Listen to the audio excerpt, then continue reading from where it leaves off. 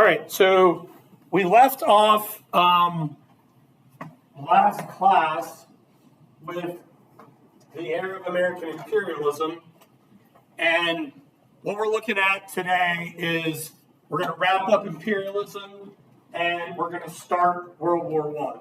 Okay, so U.S. development in international markets. Here are the guiding policies of the era of American imperialism from the presidency of William McKinley all the way through to William Howard Taft. So during the presidency of McKinley and Teddy Roosevelt, we have a Secretary of State. Remember, what are Secretaries of States? What are they in charge of? What? Foreign Affairs. Good. So they're in charge of foreign affairs. And what we have is Secretary of State John Hay, who is going to introduce what's called open door policy. Open door policy was America's strategic goal of opening up trade with China. Because by this point, a lot of other European nations had already gotten themselves inserted into the Chinese marketplace and had started to carve up and take control of colonial land holdings in China. We're actually going to look at some of those countries on a map here momentarily. A big part of this, do y'all remember learning about the Boxer Rebellion that occurred in China? Good. The Boxer Rebellion, which was anti-colonial and anti-Christian rebellion that occurred in China in the late 1800s, was a huge catalyst for open door policy. A lot of American companies are going to get involved and take advantage, as well as some very powerful merchants. A couple of powerful merchant families that take advantage of open door policy was the Peabody family and the Delano family. This also is going to ramp up and create problems with the opium trade that's going to come from China to the U.S. at the turn of the 20th century as well. An easy way to remember this is, hey, China, open your doors for trade. Get it? John Hay. Hey, China. All right, whatever. So, good way to remember it. Next, into the presidency of Teddy Roosevelt, we have the Roosevelt Corollary, often referred to as big stick diplomacy. All right? The Roosevelt Corollary was a 1904 amendment to the Monroe Doctrine, which basically said America would insert itself in all economic and political affairs in the Caribbean and in Latin America if need be. This all hinges on America's occupation of what canal zone that we learned about last class. Panama. Very good. All right. So, this is often referred to as big stick diplomacy because what Roosevelt referred to this corollary as was from an African proverb, speak softly and carry a big stick. The big stick in this situation is America's Navy, because as we know, there's a significant naval buildup that occurs during the Roosevelt era. We call that the Great White Fleet, okay? What ignited this was what is called the Venezuelan crisis. This is where there was a blockade, a European blockade on imports and exports coming in and out of Venezuela. So again, America is going to expand and broaden its imperialism goals in the Caribbean and Latin America. Moving forward, we go into the Taft administration. Taft is going to institute what is called dollar diplomacy, which was kind of a Roosevelt idea. The goal of dollar diplomacy was sort of built off of both open door policy and the Roosevelt Corollary. This encouraged American investors, banks, and businesses to set up operations abroad or to invest in internal improvements abroad. So, for example, in China, dollar diplomacy will encourage people to invest in railroad production in China, but there's a presence of a lot of other European powers in China, so dollar diplomacy doesn't really go that well. A lot of those investments were lost. A lot of those railroads didn't work out. We're also not that far away from Japanese intervention in China and ultimately Japanese invasion in China and in Manchuria. Those are going to be issues we'll deal with heading into World War II. Dollar diplomacy, though, did have success in Latin America because all of the dollar diplomacy goals, loan programs, investments, in entrepreneurs establishing new factories and businesses in Latin America, the building of resorts, that all of that was dependent upon the successful completion of what? The Panama Canal. Very good. All right. So this will actually lead to a thing that you all may or may not be familiar with, and they are called banana republics. Not the clothing company, but the way in which corporations would go in and not just occupy large tracts of land, but corporations would legit go into countries and take occupation of their governments. This happened in Honduras when the United Fruit Company, that we now know as Chiquita, is going to go in. Yes, it's all coming together, right?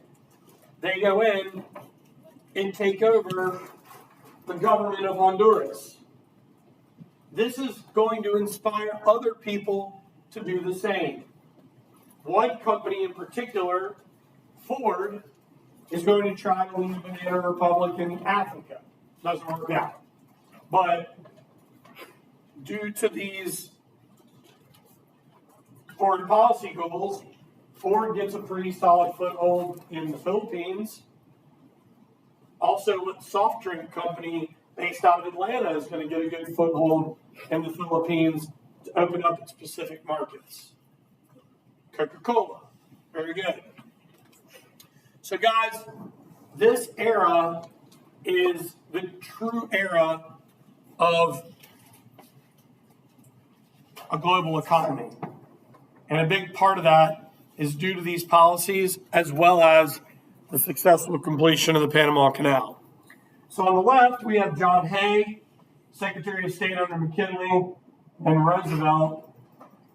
And on the right, we have, this is what China looked like in 1900. Guys, look at all of these different European nations who have land claims in China. Russia, Britain, Russia, Germany, Portugal, Britain, France, and then, the U.S. and the Philippines. So again, the markets are expanding, but not everybody in Asia is happy about this. And this is going to have implications as we head into World War II. We'll talk more about that later. We've already looked at this cartoon related to the Monroe Doctrine. Uncle Sam throwing his hat down. Sorry, I have a little technical difficulty. Uncle Sam throwing his hat down on Latin America and Central America. Over on the right, that's a new cartoon for you guys that shows Roosevelt with the big stick diplomacy. He's got his big stick, and he's dragging the Great White Fleet through the Caribbean to insert American economic and political control. We've already looked at this cartoon before during the Progressive era. Here it is again. It makes more sense now, right? with Teddy Roosevelt as Bo Peep and Taft as the sheep, because Roosevelt is holding his staff, it's the big stick. And on the end it says, my policies. What it's in reference to is dollar diplomacy, among other policies, but mainly dollar diplomacy. So here's our American imperialism overview. After the American Civil War, the U.S. carries out land purchases and acquisitions at there are numerous land grabs here: Alaska, Wake Island, American Samoa, and Midway, which is an atoll. All of these are still U.S. territories except Alaska. Alaska is now the 49th state, became ratified in 1959. Hawaii, as we know, was a military coup d'etat to overthrow the Hawaiian monarchy, which was successful. Hawaii remained a territory until after World War II, when it became the 50th state in 1959. Why was it important? Exports, military base, refueling, very profitable land grab. Philippines and Guam, annexed after the Spanish-American War for military base and exports. Now, Woodrow Wilson, prior to our entry in World War I, passed the Jones Act in 1916, or signed it into law, which promised for Filipino independence. A law after the Wilson administration was further passed called the Tidings-McGuffey Act. That was the process for allowing for Filipino independence. But what halted that was World War II, because the Philippines is going to be invaded and occupied by Japan from 1942 until 1944. Questions up to this point? All right, cool. The Philippines won't gain their independence until after the end of World War II. Guam still remains a U.S. territory. Puerto Rico, annexed after the Spanish-American War, it was given a limited elected government, and through the Foraker Act, the Philippines allowed for, Puerto Rican citizens were made citizens of the United States in 1917. Mexico is a little tricky. During the era of World War I, but before American entry, Mexico was divided up into three factions, and America supported what was called the Carranza regime. However, insurgent forces under the command of Pancho Villa launched attacks on Americans in northern Mexico and into New Mexico. This is going to ultimately lead to American military intervention in Mexico, led by General John Blackjack Pershing and this American Expeditionary Force that will fight in Mexico. Many of these individuals will become our young military leaders in World War I. Do keep in mind that America never successfully caught Pancho Villa. He was later toppled by his own regime and men. And then Wilson got in on the imperialism era as well. The U.S. Virgin Islands were purchased by the U.S. in 1917 from Denmark for a military base and exports. I have two political cartoons here that I want to explain. Oh, thanks. All right, this is for you, bud. This up top, this one's pretty simple. It shows Uncle Sam riding a bicycle with both sides of the globe, and all these European powers are angry in the background. Below This is, in my opinion, the most powerful cartoon for imperialism. It shows the classroom represents the United States, and the children that are on task are the 48 ratified continental states. The children that are being disciplined by Uncle Sam are the territories acquired through the Spanish-American War. At the door is a new student. That's Hawaii. In the corner is the Native American, excluded from the rest of the class. And then to add another layer of the social and political problems of the era, the African American is in the classroom, but does not have the ability to receive an education. So you got a lot going on in this cartoon.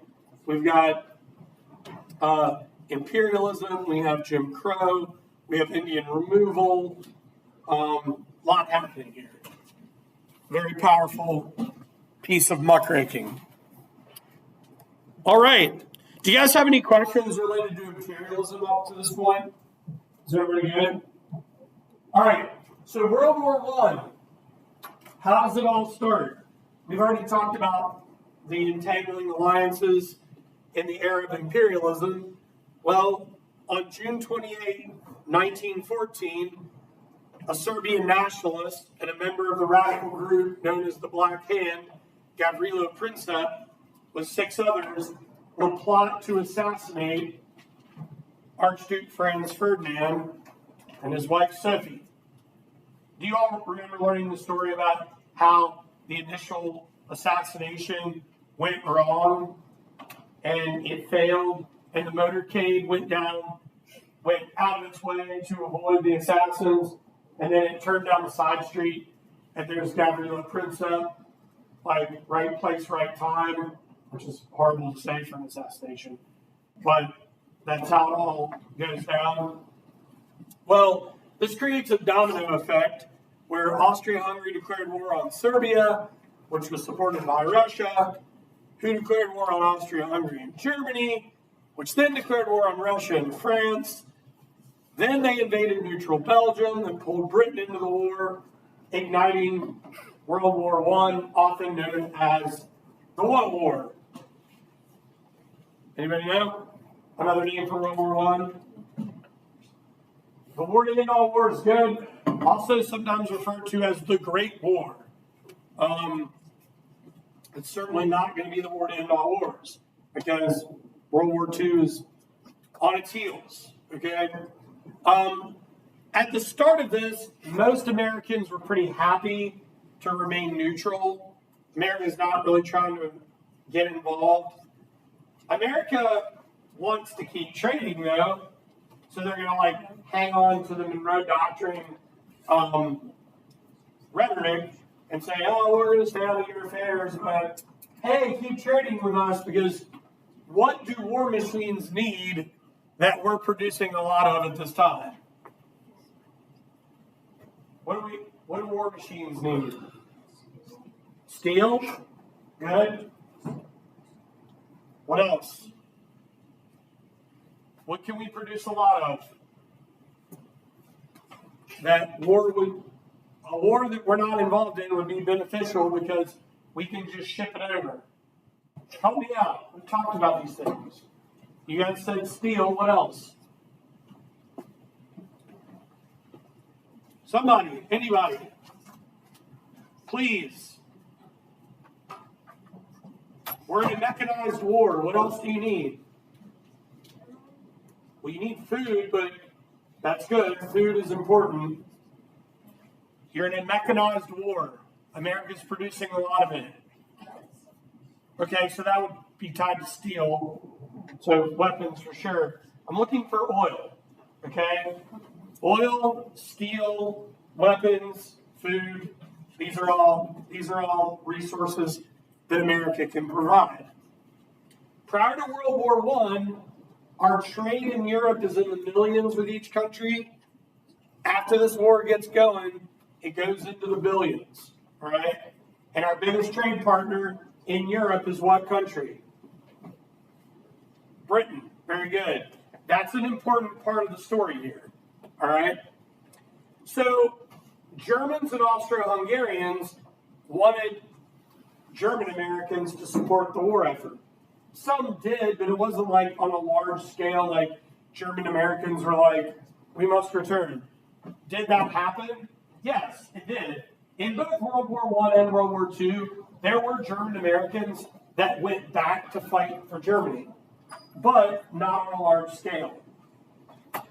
In fact, most Americans were anti-German in this era because they were pointing the finger at Kaiser Wilhelm II, the King of Germany, who appeared to be the main aggressor.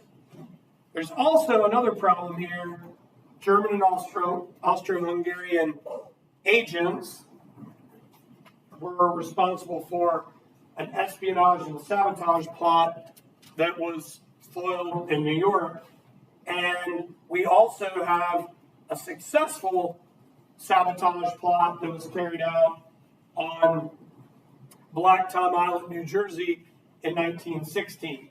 This is when an American munitions factory exploded in the summer of 1916 due to Central Powers sympathizers igniting the explosion. So on the left, we have Archduke Franz Ferdinand. On the top right, we have Gavrilo Princip, the assassin. Bottom right there is the assassination.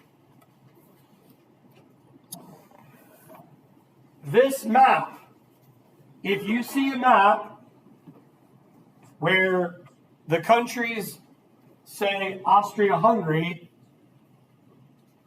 it's going to be a World War I map. Okay? So Germany, Austria-Hungary, Turkey, and later Bulgaria are your Central Powers. The mustard-colored countries, Britain, France, Russia, later Italy, Portugal, Romania, Serbia, Albania, and Greece. Those are all going to be the Allied powers. America later joins. Spain remains neutral. Switzerland remains neutral. The Netherlands remain neutral, as do the Scandinavian countries. So, World War I is on. This is an image of the explosion of Black Tom Island, the munitions depot. July 30, 1916, German saboteurs targeted this munitions depot. The explosion was heard as far away as Philadelphia. It's pretty crazy. Okay, so the sinking of the Lusitania, the Arabic, and the Sussex. Germany announced that its use of submarine warfare around the British Isles would be prevalent toward Britain and any of its allies. They would try not to attack neutral ships, but mistakes might occur. Wilson warned that Germany would be held to strict accountability for any attacks on U.S. ships. However, this issue of freedom of the open seas is going to be a factor that pulls us, it's going to be a pull factor that pulls us into the war. German subs sank many ships, including the RMS Lusitania. If RMS is in front of a ship's name, it means Royal Mail Ship. It sunk on May 7th, 1915. It was carrying munitions. Was a Royal Mail Ship supposed to be carrying munitions? It was not. Okay? So, 1,198 people died, 128 Americans also perished. After this attack, America's not going to go to war quite yet, but the general public and Congress start to become a bit more hawkish. Just a couple of months later, 3 months later, the Germans are going to sink the Arabic. 2 Americans were aboard the Arabic. So now Germany says, okay, we're not going to sink any more ships that are unarmed without warning until we get to March of 1916, and the Germans sink the Sussex, killing even more people. After the sinking of the Sussex, Germany issued what was called the Sussex Pledge in May of 1916, declaring that it would not sink passenger ships or merchant vessels without warning, so long as the U.S. could get the British to stop the blockade. How in the world is Wilson and Congress going to get the British to stop their blockade? That's going to be a tall order. Wilson nor Congress have the authority to prevent Britain from their military blockade because Britain is in a state of war. So this is a very big ask. Note, the U.S.-British trade partnership was very strong at this time, and that's going to be a pull factor to pull us into the war. Wilson couldn't stop the blockade because he didn't have the authority, but he is reelected in 1916 on a neutrality platform. And genuinely, he wants to keep America out of the war, but Germany just keeps ramping up the aggression. So on the left, German U-boat, and on the right, that is the sinking of the Lusitania. Questions up to this point? Awesome. Okay, so Germany pushes Wilson to war. On January 22nd, 1917, Wilson made a final attempt to avert war to try to stay neutral. However, Germany responded by announcing that it would break the Sussex Pledge and return to unrestricted submarine warfare. So now we're being pushed farther. By the end of this war, nearly 5,000 Allied merchant ships were sunk during World War I. Wilson asked Congress for the authority to arm American merchant ships at sea. This then leads to the Zimmerman Note. The Zimmerman Note was sent to what country? Mexico. Very good. This note was written by German Foreign Secretary Arthur Zimmerman. It secretly proposed an alliance between Germany and Mexico, declaring that if Mexico joined the Central Powers, Germany would help Mexico regain land lost from the Mexican War upon victory in World War I. The Zimmerman Note is not even the last final straw. There are also other issues. Germany also began to make good on their threats, sinking numerous merchant ships in the Atlantic. In Russia, the communist Bolshevik Revolution is going to lead to the rise of communism and will spread fear in America that communism would spread. This is known as America's first Red Scare. On April 2nd, 1917, Wilson asked Congress for a declaration of war, and within 4 days, America will be entering World War I. Wilson's World War I slogan, "The world must be made safe for democracy." Again, as previously mentioned, American and British political and economic alliance is going to be a key to pulling us into this war as well. Not all Americans were on board for World War I. In fact, Secretary of State William Jennings Bryan resigned from office rather than going to war. So on the left, we have the Zimmerman note, and on the right, we have a political cartoon showing Germany carving up territory for Mexico, Arizona, New Mexico, and Texas. Over there in California, it says, for Japan, question mark? And then all the rest of America says, for myself. That's the type of propaganda they got people motivated to head into World War I. Another big motivator for heading into World War I is going to be George Creel and the American propaganda campaign. The Committee on Public Information was headed by George Creel to sell the war to the American people. If you look over on the wall there, Uncle Sam wants you for the U.S. Army. That's when this piece of propaganda comes about. Do we still have military propaganda to this day? Without a doubt, right? Can you guys give me an example of how propaganda, military propaganda, has been directed toward you in your lifetime? Recruitment videos, good. Oh, yeah. I didn't even think about that. Right on. Okay. TikTok's involved. Mailers. These are things that I don't receive anymore.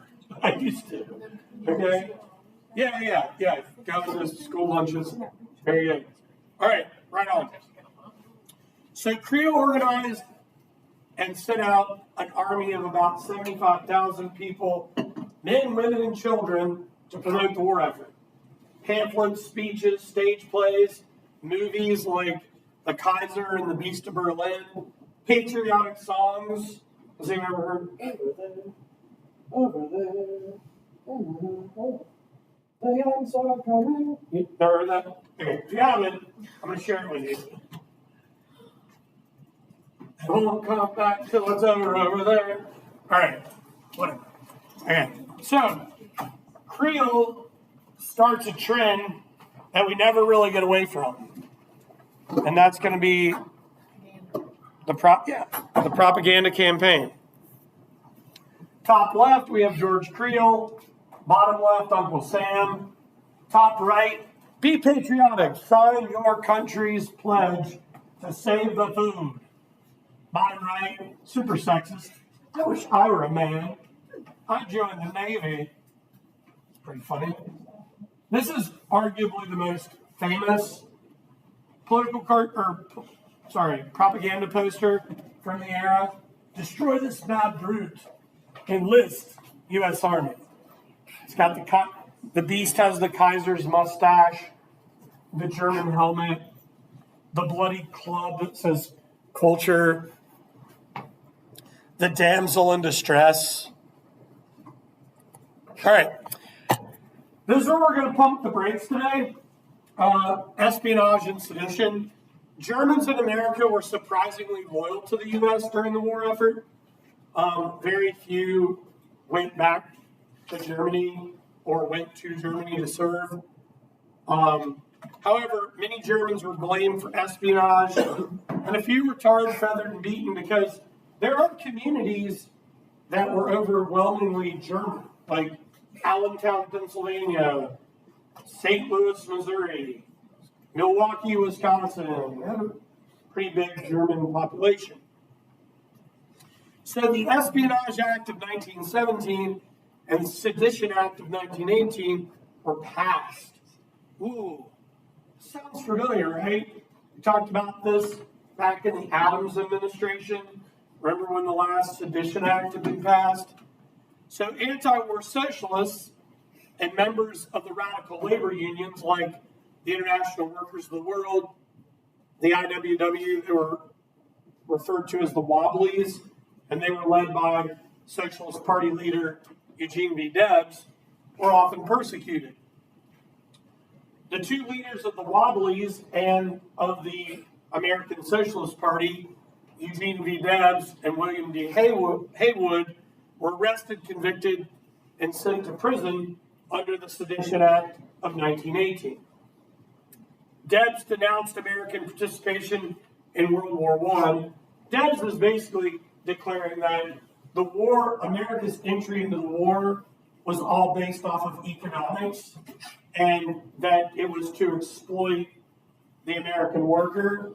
And once America instituted the draft, which we're going to talk about in our next class as we wrap up the lesson, Debs actually ends up taking the Selective Service Act and the draft to the Supreme Court. Remember, Debs ran as the Socialist Party candidate for president 5 times: 1900, 1904, 1908, 1912, and in 1920. In 1920, he ran for president from jail. And his campaign button was him in his prison jumpsuit. Debs also served as a candidate for U.S. Congress. He was from Terre Haute, Indiana, and we already know he was one of the founders of the American Railway Union and one of the founders of the International Workers of the World. In Debs v. U.S. and Schenck v. U.S., these were 2 Supreme Court cases that were pushed by Debs and members of labor unions that were related to the World War I draft that we're going to talk about next class. So check it out. This is Debs in the midst of a campaign rally. Top right is William D. Haywood. That's Debs's campaign button for his last bid for the presidency. For president, convict number 9653. All right, so what we'll get into next time is American mobilization, American service in the war, and the end of World War I. You guys have any questions, comments, concerns? All right, you're awesome.